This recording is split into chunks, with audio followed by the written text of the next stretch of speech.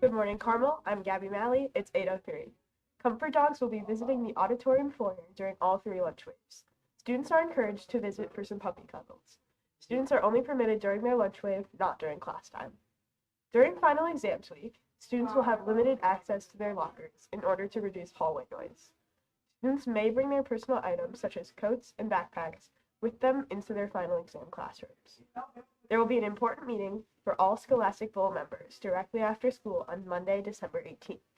Meet in room 107 to discuss dates and rosters for upcoming tournaments. There will be practice after the meeting. If you have any questions, see Mr. Rafferty.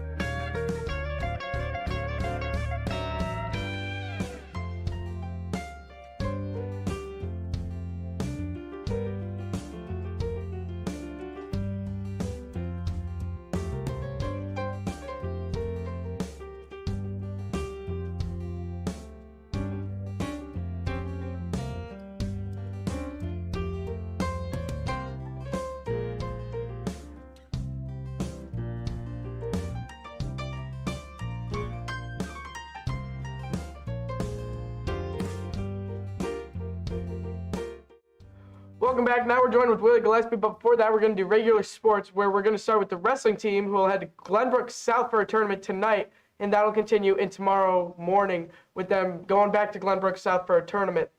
The basketball team will head to Naz tonight. Tip-off will be set for 7 o'clock, and the hockey team fell to St. Ignatius last night 5-4, and tomorrow we'll see Stevenson, and Sunday they'll see New Trier.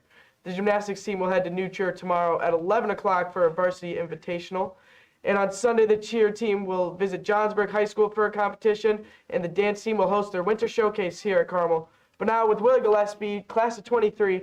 Willie, you're going to OU. How's their football and basketball teams doing now? I think they're doing great. I think over the next couple of years, you're going to see a lot of growth there. I think basketball especially off to a very good start this year. And yeah, it's good. So looking at the basketball schedule, next Saturday you guys got UNC. That's a huge game, obviously. Yeah, we're 9-0 right now. Porter Moser's going to have a lot to prove there. That's a huge game for the Sooners. But yeah, I'm looking forward to it. I think it's going to be a good game. What are some other playbill-worthy games on the schedule this year for OU? I think Texas is going to be a very big game. Now that Oklahoma's getting good at basketball, AP ranked now, it's going to be a very good game. The atmosphere is going to be very significant. Maybe you should come down. I know you're looking at maybe some sports broadcasting stuff. Boomer? Sooner? Okay. I don't know. Let's touch on the football season. So you guys started off hot with the win against Texas. Yeah. Slowly fell off, but then mainly Dylan Gabriel going to Oregon. Yeah, that's tough. That's a tough loss. But we'll see Jackson Arnold kind of step in there as we go to the SEC, and I think next year is going to be a very big year. Alabama at home, going to be a huge game. So again, maybe another opportunity for you to come down and check it out. I don't know. Yeah, SEC, now it's really two big conferences, Big Ten and SEC. Touch on how big you like. Do you like the SEC getting big? Do you prefer it a little smaller? Or? No, I think it's great. Great for Oklahoma and Texas too. I think that's going to be really good for both schools. Very positive. in really every way. And I think it adds good competition to the SEC. And I think the 12-team playoff next year is going to be really, really interesting now that those teams are in the mix. Show me the money, Jerry McGuire. Yeah, exactly. All right, CDN will be right back. Willie Gillespie, class of 23, in the school for a little bit today, right? Just a little bit, yep. All right, if you see him, say what's up. CDN will be right back. Thanks, Liam. Dance team season, so that's our competition season, right? So we have summer, like we practice a couple of weeks out of the summer in preparation, learning choreography. So specifically, varsity dance team this year learned 2 routines over the summer, and then we take a total hiatus, I call it, for fall season, which is like you see them on the sidelines and perform for halftime, but they don't get to work on their competition routine at all. They can't work on their competition choreography content until like the magic winter season date start time, and then we rework the whole routine based on who's on the team. JV does the same thing as well. They have 1 routine, varsity this year has 2. And basically we had about 8 practices to prepare for their first competition. They were like 8 to 10 max.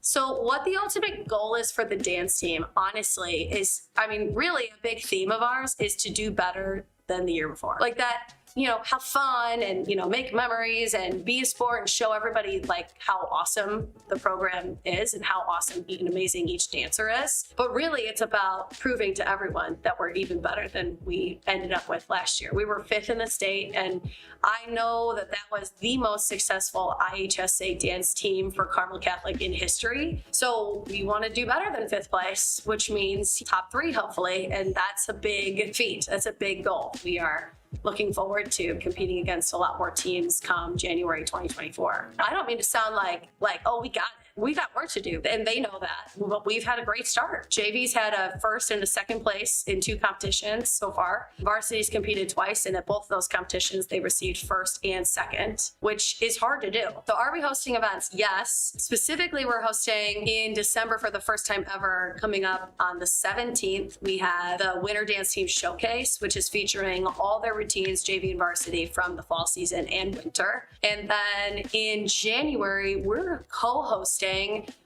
with our cheerleading program here at Carmel, a Catholic League conference. Why should people come? Well, people should come because I think what people don't actually realize is how much work goes into the dance team program. Being a dance team athlete is hard stuff, but really, getting to see these athletes perform in their level of dance artistry is unlike anything most Carmel people have seen. I kind of just mentioned it, but you know, if you're on the fence about going, talk to a dancer to go see them perform. We have sectionals at, I believe it's at Jacobs High School, which isn't that far away. However people can support, please do, and know that so much work and effort goes into this, and all we want to do is make Carmel Catholic proud and show everybody how talented the dancers are at this school. Christian. Welcome back to CDN. My name is Dong Kim, and today I'm sitting with Julia. Hi, Julia. Hey! First, can you introduce yourself? Okay, I'm a freshman and I'm an international student, and like it's my first year in Carmel. Oh, it's your first year, right? Yeah, How was your first semester in Carmel, like studying and school life and so on? it was really good. I met new people, teachers, and just spent like a good time. It's like something new and different for me as an international student. Like a good time studying, help from teachers, met right people at right time. Oh, and do you have some planning for vacation, for winter vacation? Oh yeah, I'm meeting with my family. I'm not coming back to my country, but Oh. I'm gonna meet my family. Oh, where do you meeting? We're going to India. Oh, that's cool. Thank you for watching. It is CDN News. I'm Doa Kim, and next is gonna be Sweep Science. Good morning and welcome back to Swift Science.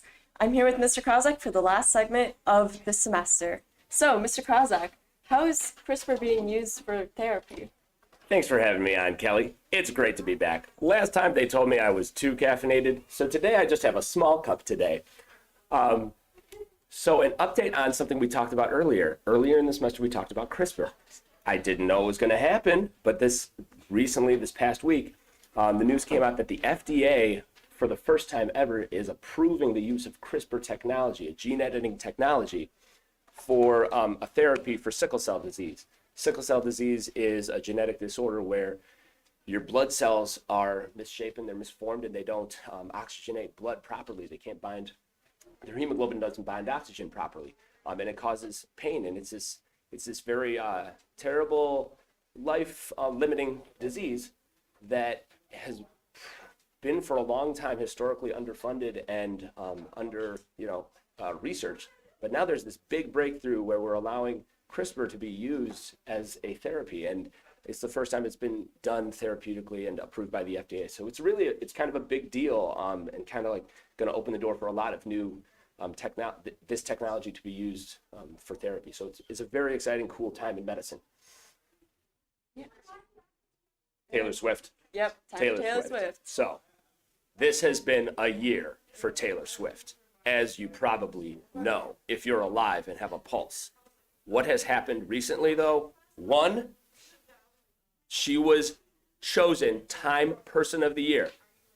Once long ago, it was Charles Lindbergh. Once long ago, it was Adolf Hitler. Once long ago, it was Joseph Stalin. Not this year. This year, it's Taylor Swift. For the first time, they've said that this time they're choosing somebody that should be recognized for an outstanding accomplishment in the arts. Usually it's a political figure. Usually it's somebody that is an activist or a president. This time it's somebody that has made an extreme accomplishment in the arts, and I think that that's a very cool thing. It's a cool time to be a Swiftie because, as we know, the Eras Tour was a big deal. She broke Ticketmaster. She's made all kinds of accomplishments. But this statement by Time to choose her as a person of the year is a big deal. And she also had a birthday. We were going to go on her birthday, and we were going to sing her happy birthday, but then we got voted. I blame Mr. Franklin. Mr. Franklin vetoed me. I was going to sing her happy birthday, but now I'm not going to sing her happy birthday because she's already 34 years old. Older than you thought, I bet. Definitely. We're not getting any younger. Okay, end scene. Yep. That's all for Swift Science. We'll see you next year. Good morning, Carmel Catholic. I'm here with Father Christian. This is Carmel today. Good morning. We are going to talk a little bit about the immigration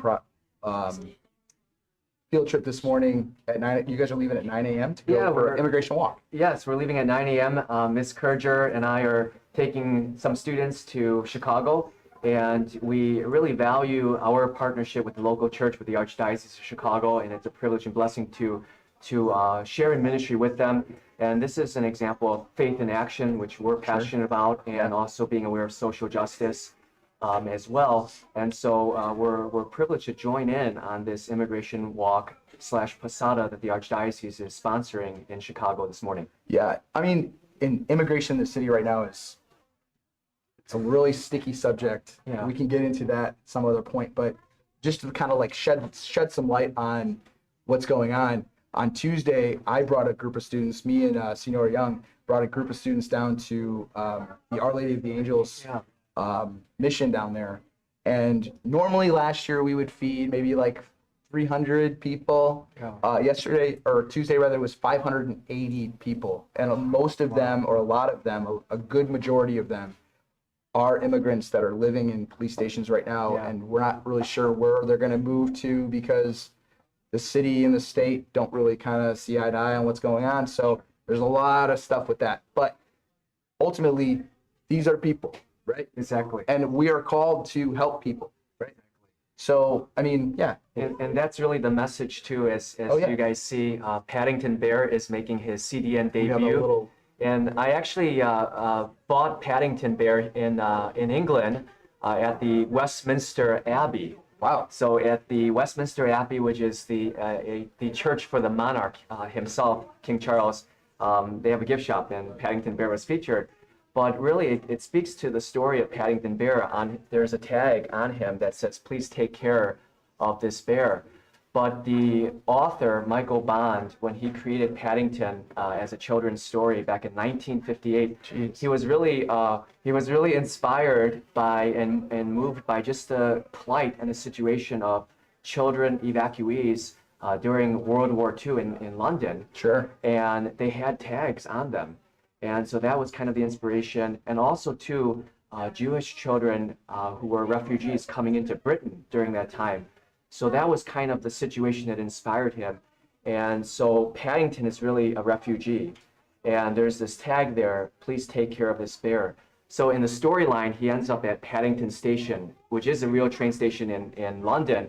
And everybody looks at him with disdain because he's different. He's a talking bear. Yeah, right. Yeah. And there's just one family, the Brown family, that looks upon Paddington with love and compassion, the gospel call. Yeah. Whatever you do to the least of my sisters and brothers, you do for me. Sure. And they take Paddington Bear in. And so there's a cool commentary with Paddington Bear, but it speaks to really that idea, how do we see the face of Christ in all people? Right. And I think we can use that, I mean, just that story as a way to deal with a lot of the issues that we have right now. I mean, Agreed. it's amazing. The immigration walk is such a great walk through, and the singing that goes on and all of the prayers that go through. I've been a few times. It's amazing. I think Mr. Crossack, did we go together? Yeah. Yeah. I'm still here. Yeah, he's still here. So yeah, we went together as well. So but yeah, any last words about that? Yeah, no, we're just, please pray for us. We'll pray for you all. It's a privilege to stand in prayerful solidarity, walking with our immigrant sisters and brothers. For Carmel Catholic High School CDN News, this is Mr. Franklin and Father Christian and Mr. Crossack and Paddington Bear. Have a great day. Have a great weekend. Merry Christmas.